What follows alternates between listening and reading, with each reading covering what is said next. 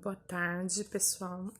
É, eu sou totalmente nova, né, nessa questão de vídeo, então qualquer falha eu peço a vocês que me desculpe, até porque o meu intuito aqui não é uma coisa de glamour, uma coisa, como que eu posso dizer, de sucesso, né? Eu venho aqui para falar de uma coisa muito séria, que é referente à saúde, né? Depressão, síndrome do pânico, crise de ansiedade, até porque isso tem acometido muitas pessoas, dizem que é o mal do século, né? Nesse ano de 2019, entre outros anos, tem atingido até crianças. Essa parte de criança, eu acredito que, de repente, se for o caso, eu faça um vídeo, porque na igreja eu tinha um projeto de ministrar nas igrejas para as crianças, né? Essas coisas.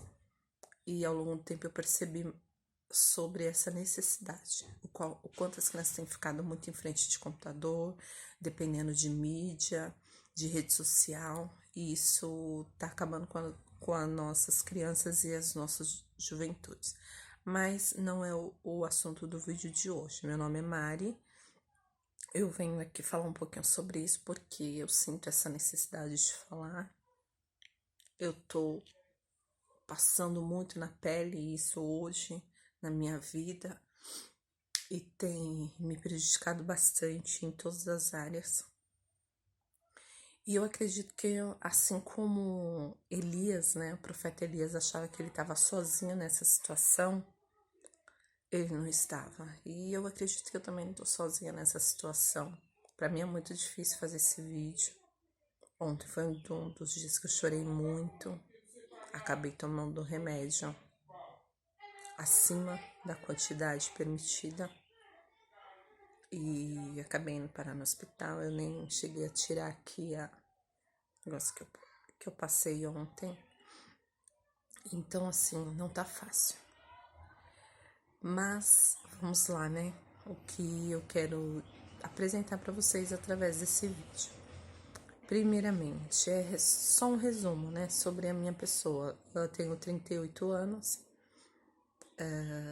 sempre sempre fui cristã, e minha vida foi um pouco muito conturbada.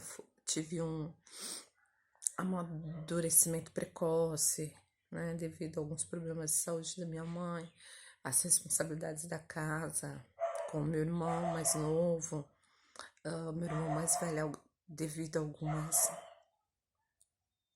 alguns problemas dele, então eu tinha essa responsabilidade também sobre isso. De repente, ninguém nunca poderia ter percebido isso, mas foi. Ficou sobrecarregado, porque eu tinha que ser a filha perfeita. Não que eu fui perfeita, jamais. Graças a Deus por isso. Mas eu tentava. E pegava algumas responsabilidades toda pra mim. E entre isso, a gente acaba que ali naquele tempo, naquela época, nem sentia nada. Mas isso vai acarretando, vai trazendo problemas que vai passando despercebido. Com 24 anos eu casei cedo, né? Casei com 18 anos. Se era o meu projeto, não.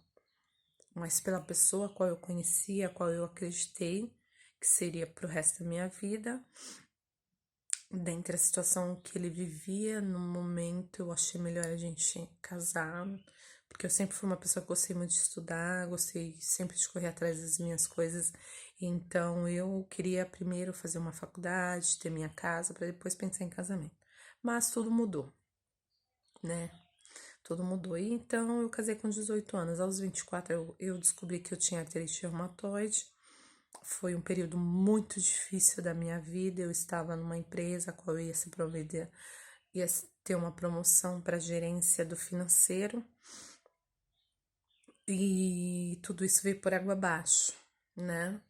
Então foi um impacto muito grande para mim, foi uma decepção muito grande e eu não aceitava. Uma da negação que foi a pior coisa para mim. Não tive orientação de passar em psicólogo nem nada. A primeira médica que eu passei, quer dizer, eu fiquei 3 meses para os médicos poderem me dizer o que eu tinha. Todos diziam que eu não tinha nada, eu achei que eu ia morrer. Um médico lá no Hospital Geral de Itapecerica da Serra me disse que eu tinha artrite. Eu falei que não, porque eu já tinha feito exame, tinha dado negativo. Ele falou, vai continuar.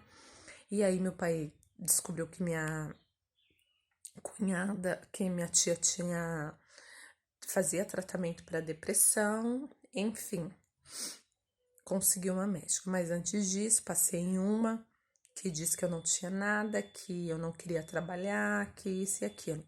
Porque você olha, eu sou uma pessoa normal, graças a Deus, não tenho nenhuma deficiência aparente, tenho algumas deformações, mas que são totalmente imperceptíveis. E então, o que eu tenho? Nada. Simplesmente eu não quero trabalhar, só isso. E aí, enfim, passei nessa médica, a qual minha tia fazia tratamento. Fui, passei, ela percebeu, fez toda a análise, fez todos os exames deram negativo, mas de acordo com a análise clínica, era todos sintomas de uma artrite. Enfim, fomos tratar, né? E fiquei 3 anos afastada do mercado de trabalho. Aí depois voltei com muito gás, fiz faculdade, voltei para a área administrativa, voltei para o setor financeiro. E aí hoje e vim apresentando, aí fiquei desempregada, abri um berçário, qual é uma coisa que eu sinto muito falta, porque eu amo demais criança. E foi uma das realizações maiores assim da minha vida, que foi um momento muito bom para mim, né? Pena que a gente tem que lidar com um adulto. Se fosse só as crianças, talvez eu estaria até lá até hoje. Mas quando a gente lidar com um adulto que, né, envolve dinheiro, essas outras coisas já fica conturbada a situação, enfim. Acabei tendo que fechar, voltei novamente para o mercado de trabalho, graças a Deus para minha área, que é assistente financeiro, e estava indo tudo muito bem. E de repente me vem sintomas de ansiedade, porque na empresa eu passei por uma decepção, porque até então eu era a melhor funcionária, eu trabalhava muito bem, N elogios, tanto de ambas as partes. E é claro, eu sempre procurei fazer muito, eu sou daquela pessoa que, se você falar assim, Marinês, você precisa fazer, você pode fazer isso pra mim? Eu pego pra fazer como se fosse pra mim. Se eu não puder fazer da melhor forma possível, eu vou falar pra você, olha, eu não consigo fazer. E sempre fui assim. Então, eu sempre tive muito excesso de responsabilidade. Então, se eu via coisa para fazer, enquanto eu não fizesse, eu não tinha sossego, entendeu? Então, eu achei. Então, eu sempre fui assim. E recebi elogios, enfim, tudo bem. E aí começaram a vir as decepções, né? De você ver pessoas que com alguns privilégios e você simplesmente nada, porque por mais que eu seja responsável e tudo mais, a gente precisa de um certo reconhecimento, a gente é humano. O reconhecimento financeiro veio, mas o reconhecimento profissional que era para que eu pudesse me desenvolver, mas não veio. Isso para mim foi uma frustração muito grande, muito grande. E aí eu comecei a ficar, como que eu posso dizer, frustrada, deprimida. Mas isso me levou à depressão? Não.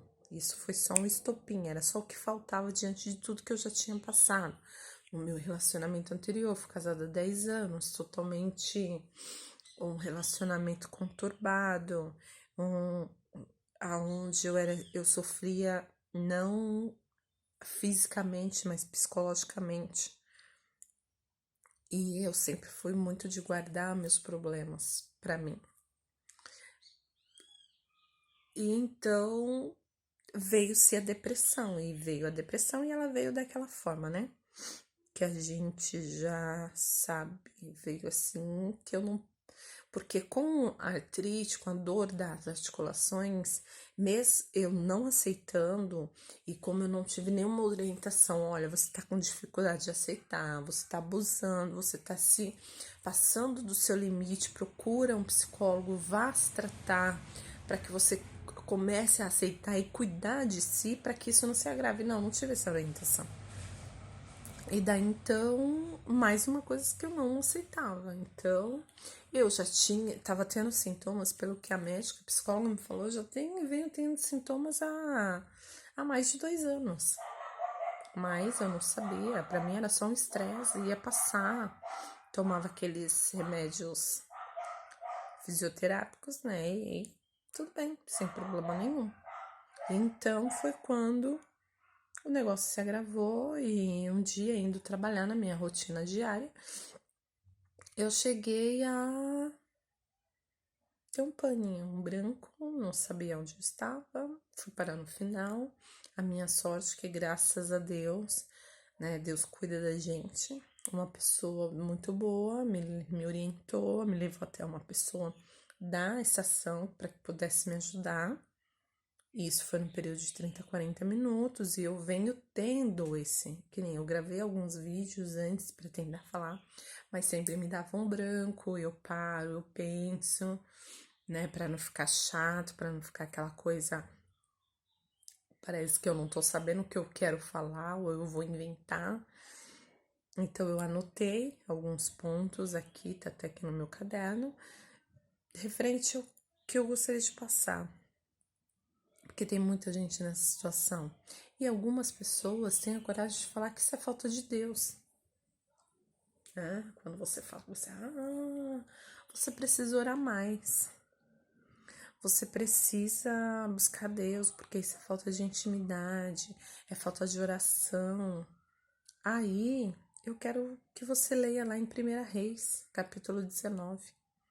Né, onde Jezabel, ela ameaça o profeta Elias, entre outros profetas que ela vinha ameaçando e matando, e Elias muito triste pela situação do povo, que alguns estavam adorando outros deuses, né, deixando o nosso Deus de lado, abandonando a forma de dizer assim, deixando de adorar ele.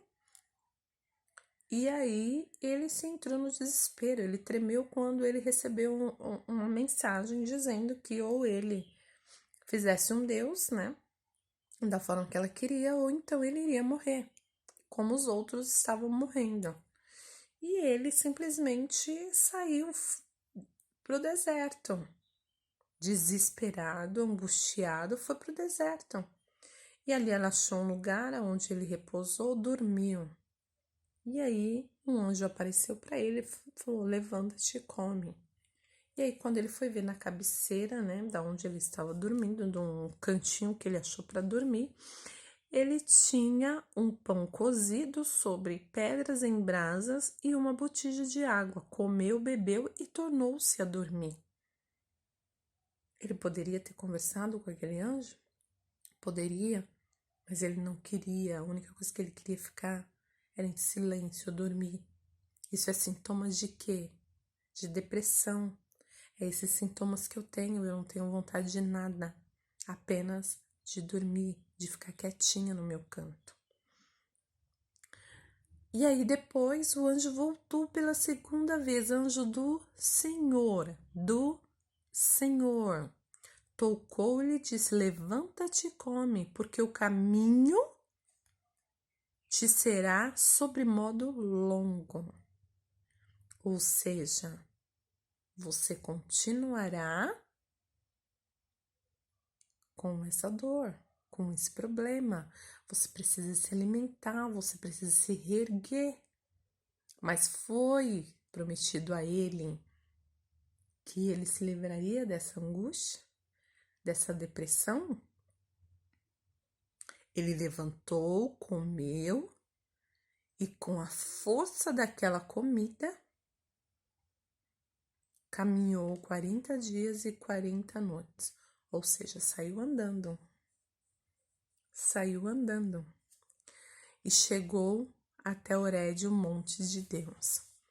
E para quem não sabe, Moisés também andou, teve um momento de reclusão naquele período que o povo estava muito rebelde. E o que ele fez? Ele já foi enfrentar Jezabel, né? Ele já foi ali dar de cara com Jezabel e falar assim, que Deus te consuma, não. Ele entrou numa caverna onde passou a noite, e eis que lhe veio a palavra do Senhor e lhe disse, que fazes aqui, Elias? E aí ele desabafou, falou assim, eu tenho zelado, eu tenho tentado, né, te servir, ser o mais fiel a ti possível, e por que eu tô nessa situação? A mulher quer me matar. E aí o que aconteceu? Ele resolve voltar. E aí teve alguns acontecimentos ali em frente à caverna. Então, e de novo, quando ele apareceu na porta da caverna novamente, o Senhor perguntou, o que fazes aqui, Elias? E aí ele de novo com aquela desculpa, porque os filhos de Israel deixaram a tua aliança, derribaram os seus altares, mataram os teus profetas, a espada, e eu fiquei só. Porque uma pessoa, quando ela está em depressiva, ela se sente sozinha. Por mais de milhares de pessoas que estejam ao redor dela, ela vai sempre se sentir sozinha. E procuraram tirar minha vida. Quer dizer, eu tentei tanto ser fiel ao Senhor, eu tentei tanto fazer e querem me matar. Simples assim. E lá atrás ele pediu, quando ele chegou, que ele saiu para o deserto, que foi andar, que não aguentava mais aquela situação, aquela pressão, aquela ameaça, o que ele fez? Ele foi andar, ele foi embora. E naquele momento ele pediu a morte, mas peraí, ele ele foi jurar, se ele quer morte, é só ele lá se entregar a Jezabel. Mas não é, era a mente dele já não estava mais correspondendo com a realidade. Disse-lhe o Senhor, vai e volta ao teu caminho para o deserto de Damasco, e chegando ali unge Hazael, rei de Assíria. E aí o Senhor falou, vai lá, faz o teu papel, porque você não está sozinho. Também conservei em Israel 7.000, e ele achando que ele estava sozinho. Por quê? Por causa da depressão. Todos os joelhos que não se dobraram a Baal e toda a boca que não o beijou. Ou seja, ele estava achando que ele estava sozinho já. Ou seja, os profetas estavam mortos, só restava ele, porque para ele o restante todo já estava condenado, já estava adorando, porque para ele só ele estava recebendo aquela ameaça, só ele estava sofrendo aquela pressão. Mas havia mais 7.000 que não estavam protestados, então por isso que Deus falou, volta, faça isso. Então não é falta de Deus para você, que fala para as pessoas que quem tem depressão é falta, não é falta de Deus. O mundo já jaz no maligno. E se nós estamos no mundo e o mundo é do maligno, então nós, como servos do Senhor, né, como herdeiros do céu, nós vamos sofrer tribulações, nós vamos sofrer perseguições, nós vamos ter problemas, mas o que vai nos manter de pé é a nossa fé, a nossa integridade com Deus. Nós vamos passar por tudo isso, vamos ser curados, vamos ser libertos? Não sabemos. É a vontade de Deus. Para tudo ele tem um plano, para tudo ele tem um propósito. Então, quando você vê uma pessoa doente, ore por ela, ajude ela. Não julgue, porque você não tem capacidade nenhuma para julgar. Porque Jesus, que morreu por nós na cruz, ele não vai nos julgar, ele é o nosso advogado perante a Deus. E quem é você e quem sou eu para julgar alguém? Então, ame, porque se você quer ir para o céu, você tem que amar primeiramente a Deus e depois ao teu próximo. Porque se não tiver esse amor, você não conseguir sentir a dor do teu próximo, eu lamento, o céu não é para você. O céu é para quem tem amor, para quem tem caridade, para quem tem humildade. Tá? Então, para o vídeo não ficar mais longo do que já está, eu encerro aqui. E o propósito do vídeo foi esse. Eu espero que eu tenha conseguido levar a mensagem para você, que você possa ter entendido isso. Porque uma pessoa em depressão, ela não sentiu a depressão do dia para a noite. Essa depressão já estava dentro dela há algum tempo e ela por algum acaso não percebeu, ou então você, pai e mãe, não percebeu, ou você, marido, não percebeu. E aí quando chega num estágio como eu estou hoje, é um pouquinho mais difícil, mas eu creio em Deus que vai passar, porque Ele é fiel e Ele toma conta dos seus. Fiquem na paz.